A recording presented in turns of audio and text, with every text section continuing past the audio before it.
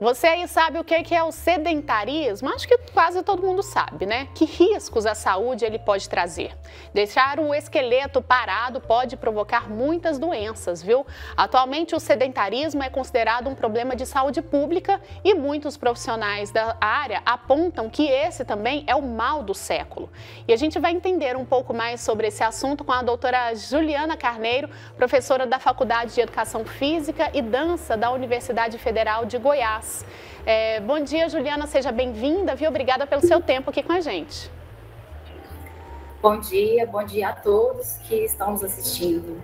Bacana, vamos conversar, esclarecer muitas dúvidas aqui, lembrando que o Wilker também vai fazer perguntas.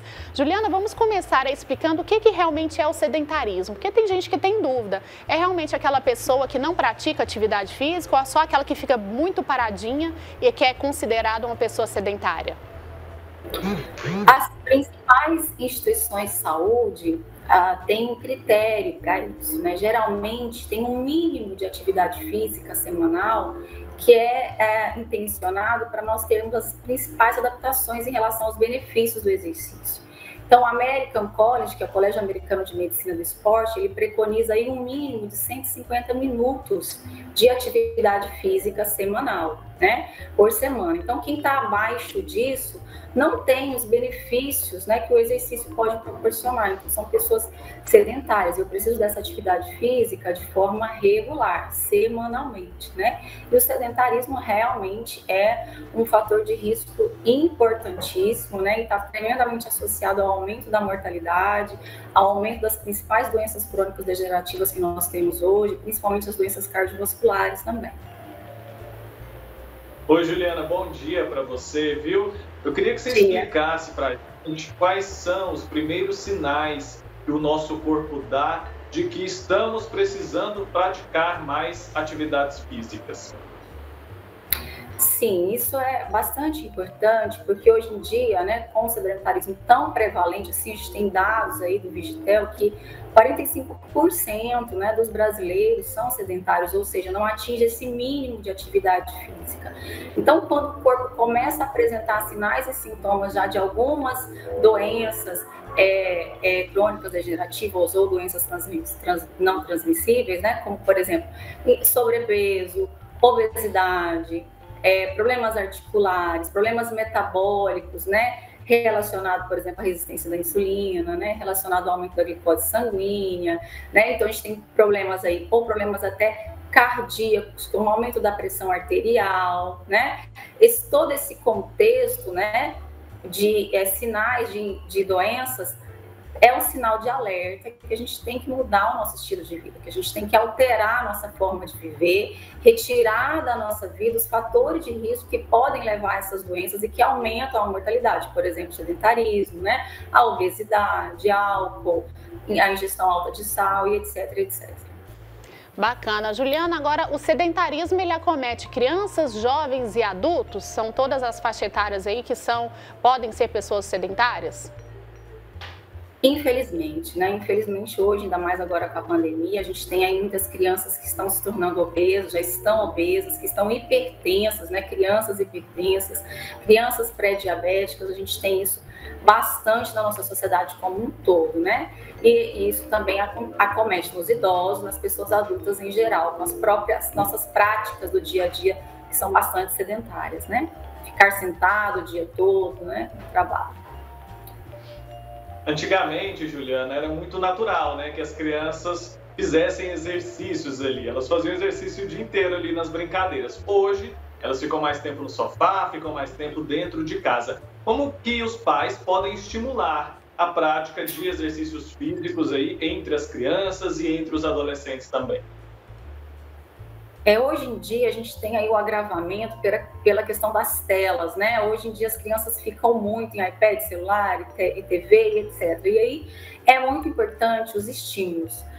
O estímulo e o exemplo também. Então, ir para o ar livre, agora, né, nesse momento, ir para o ar livre, brincadeiras, dar a possibilidade da criança experimentar diferentes vivências corporais, né? Seja através dos esportes, através de jogos e brincadeiras. É sempre muito importante mesmo, e é importante também o aspecto lúdico, né, para a criança. Então, estimular ao máximo o movimento desde as fases iniciais e na escola também, obviamente, com a educação física, mas fora dela, o tanto que nós pais pudermos estimular as nossas crianças, as vivências corporais variadas, isso é riquíssimo, né? Tem ganhos físicos, obviamente, em relação à saúde, mas também de interação social, de desenvolvimento cognitivo, motor e etc. Maravilha.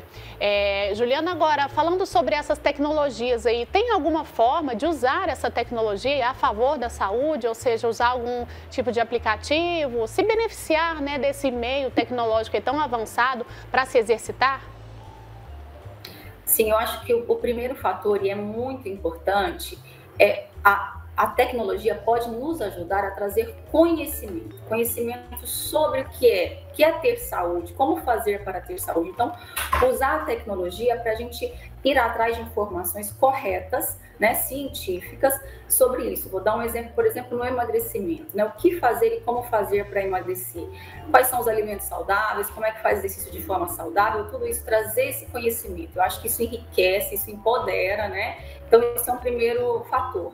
E hoje em dia, em relação à pandemia que nós estamos vivendo, a gente tem visto muito, aí diretamente ligado ao exercício físico, as aulas online, a possibilidade, né, de fazer exercício em casa, de forma orientada, né, em grupos que sejam em aulas online, então sozinho mesmo em casa, e isso a gente tem visto, vamos dizer que foi uma revolução nesse último ano, que aconteceu na área do exercício, né, a gente tem visto isso acontecer, eu mesmo tenho projetos de extensões dentro da universidade que acontecem atendendo a comunidade dessa forma, né? De forma remota, de forma online. Então, esses dois fatores eu acho que a gente tem que agregar e fazer com que nós consigamos mudar nosso estilo de vida, né? O estilo de vida da população em geral.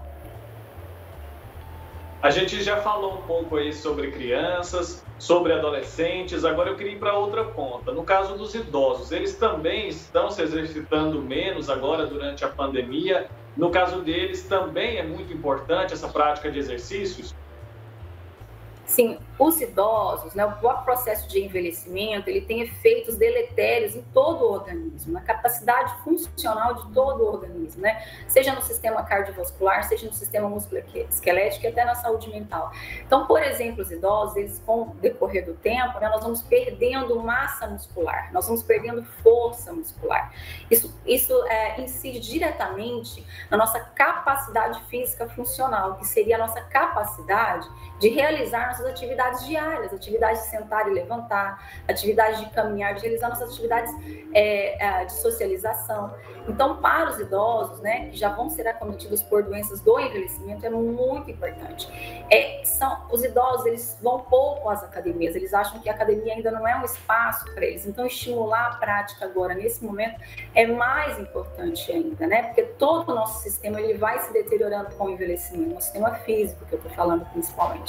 Então, uma forma aí que a gente tem é tentar mesmo a prática do exercício em casa, de forma orientada, se possível, orientada por um professor de educação física. Nós temos aí bons professores fazendo trabalhos interessantes na internet, e é esse o momento, né? Talvez ele não possa sair nesse momento, principalmente de casa, para ir até um lugar fazer a sua atividade física regular. Então é um momento de ter esse estímulo dentro de casa mesmo.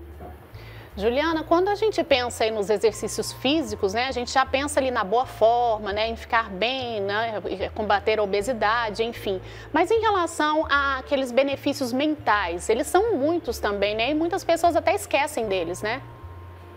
São importantíssimos, né? A gente tem na ciência já comprovações da importância do exercício para a diminuição da incidência de ansiedade e depressão. Isso a gente já tem esclarecido. É fato que o exercício, além dos benefícios de melhora do sistema cardiopulmonar, né, importante agora na Covid também, a gente tem sim os benefícios do exercício em relação à saúde mental, que são importantíssimos, em relação ao bom humor, à socialização, né, e a diminuir a prevalência das doenças mentais. Ainda falando sobre as alternativas, né, à academia, você mencionou várias vezes o trabalho de alguns profissionais na internet. Tem muitos no Instagram, no Facebook, gravando vídeos ensinando a fazer exercícios. Como que eu posso saber se eu me enquadro ali no grupo que pode praticar aquele tipo de atividade? Quais são os riscos que as pessoas precisam ali se atentar para não fazer nada errado e não acabar se lesionando durante o exercício dentro de casa, já que como é um vídeo, né, geralmente gravado, o professor não está vendo o aluno praticar ali, isso pode gerar algum problema? Quais cuidados a gente deve ter? Sim, isso é muito importante. Como tem muita coisa acontecendo agora, atualmente, nesse meio, seria interessante, no primeiro momento, que a pessoa tivesse já algum contato com esse profissional ao qual ela quer acompanhar, seja de maneira remota. Se isso for possível, ótimo, né? Se ela conseguir interagir com esse professor de educação física, que vai estar prescrevendo o treino de forma online para ela, excelente, porque aí ele vai ter condições de dar um feedback, vai ter condições de estar ali vendo a execução, ali que seja através de aulas remotas, como são os projetos que eu realizo.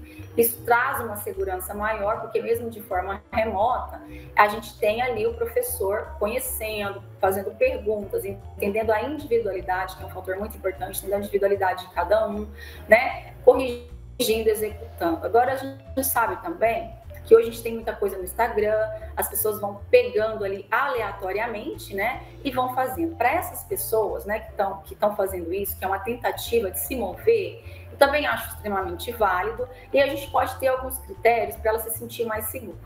Vá no seu limite no seguinte sentido, no sentido de sinais e sintomas que pode ter alguma coisa errada, principalmente no sentido cardiovascular. Então, sentiu alguma tontura, algum desconforto, por exemplo, náusea, ficou um pouquinho tonta, pode ser sinais, ou sentiu dor no peito, pode ser sinais de quê? De que o exercício pode estar um pouco intenso para aquela individualidade, naquele momento, né? Então, ela tem que ficar atenta a esses sinais corporais.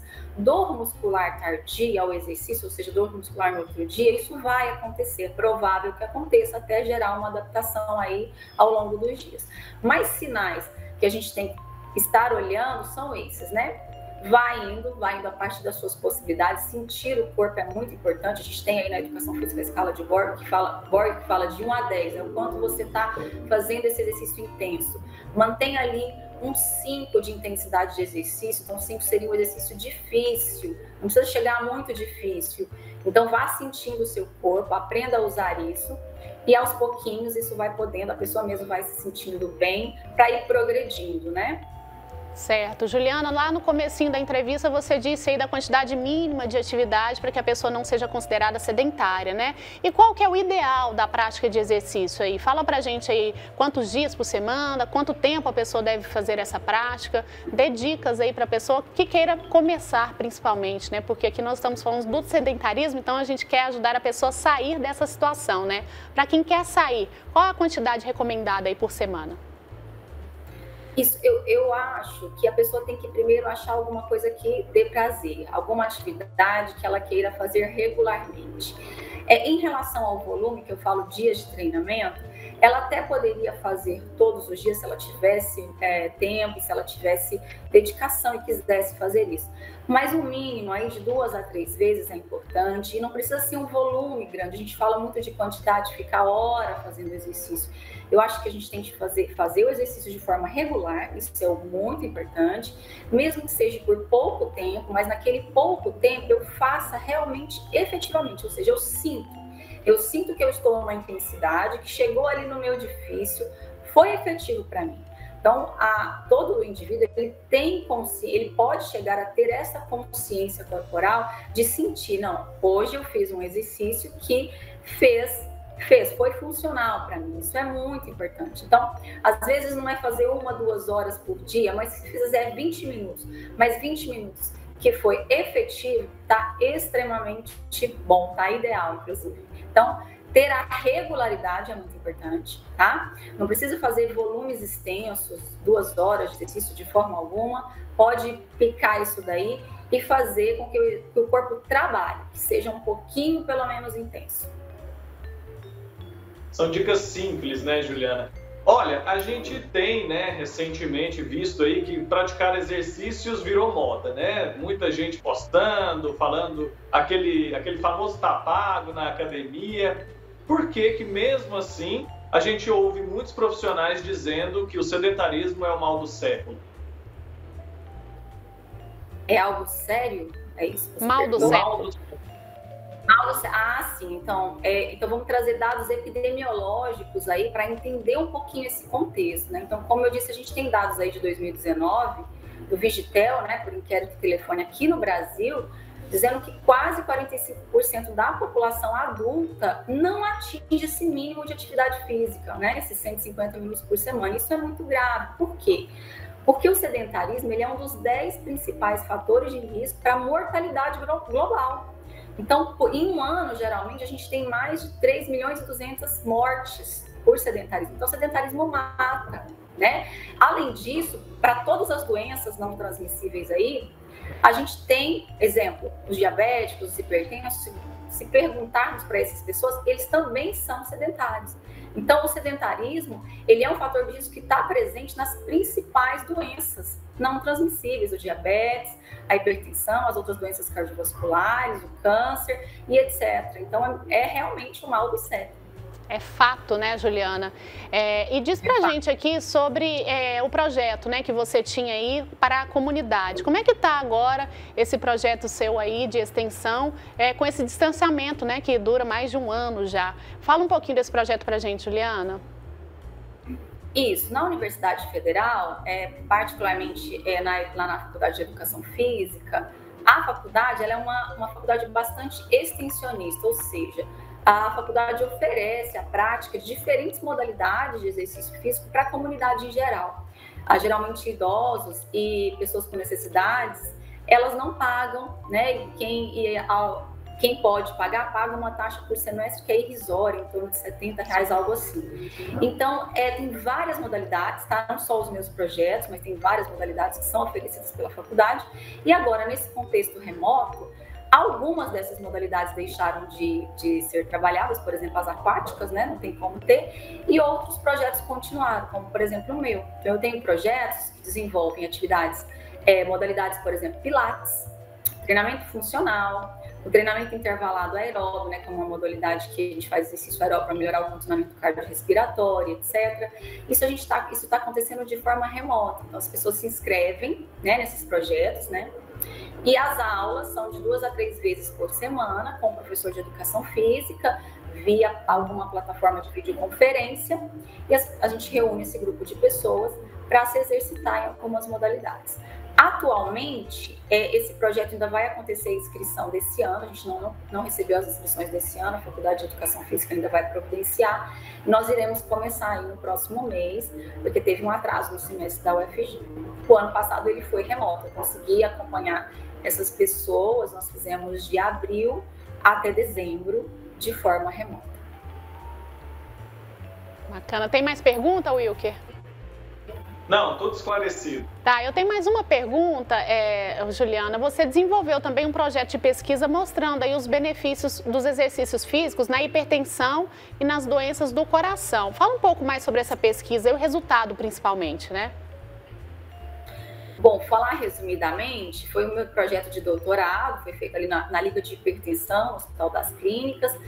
Intervimos com musculação, treinamento de força, inclusive musculação de alta intensidade para pessoas hipertensas. A gente tem um mito aí de que quem tem problema no coração, doenças cardiovasculares, não pode fazer trabalho de força, né? Não pode fazer musculação. E realmente é um mito. A musculação é essencial para ganhar força, para melhorar a capacidade de realizar as atividades da vida diária e a qualidade de vida. E o que nós vimos foi a diminuição da pressão arterial dessas mulheres hipertensas que treinaram, né? Então a gente já sabe que o exercício físico tem essa ajuda na prevenção da hipertensão e também na ajuda do tratamento, podendo reduzir a pressão arterial, isso é muito importante. E no caso do meu trabalho especificamente, a gente também avaliou a rigidez arterial, né? A rigidez arterial, o exercício não aumentou a rigidez arterial dessas pacientes hipertensas, o que foi importante, porque na literatura a gente tem alguns indícios que o exercício poderia aumentar, especificamente a musculação. Então, nós tivemos adaptações em força muscular, né? Que é muito importante para essas mulheres ganharem massa muscular, se tornarem mais ativas. Bacana, parabéns pelo trabalho e pela pesquisa então. Juliana, só para a gente finalizar, você acredita que depois que essa pandemia passar, algo de bom vai ficar em relação principalmente a essa questão de trabalhos online, vão proporcionar que mais pessoas pratiquem atividade física? Você acha que isso veio para ficar? Sobre o trabalho de prescrição e orientação de aulas, né, modalidade de exercício físico online, eu acho que veio para ficar assim, né? A gente viu isso de uma forma exorbitante agora, acontecendo agora, e eu acho que a gente vai ter que repensar, né, as nossas metodologias de aulas aí, estudar melhor e ver como que a gente pode melhorar para levar qualidade para essa população que vai estar atrás lá das câmeras, né, fazendo e realizando essa atividade. Eu acho que sim, veio para ficar. Agora, sobre as pessoas se tornarem menos sedentárias, é a nossa luta diária, é o que a gente vai estar fazendo para isso. Se for usar as tecnologias para isso, melhor ainda, a educação física vai estar tentando fazer isso sim. Bacana, Juliana, quero te agradecer muito, viu, pelo carinho aqui do tempo, né, cedido a nós para essa entrevista, com um assunto tão importante. Muito obrigada pelos alertas aí e dicas para a gente. Obrigada, muito obrigada, TV Pai Eterno, obrigada a todos que nos assistem. Bom dia. Um ótimo dia para você também, um grande abraço, viu?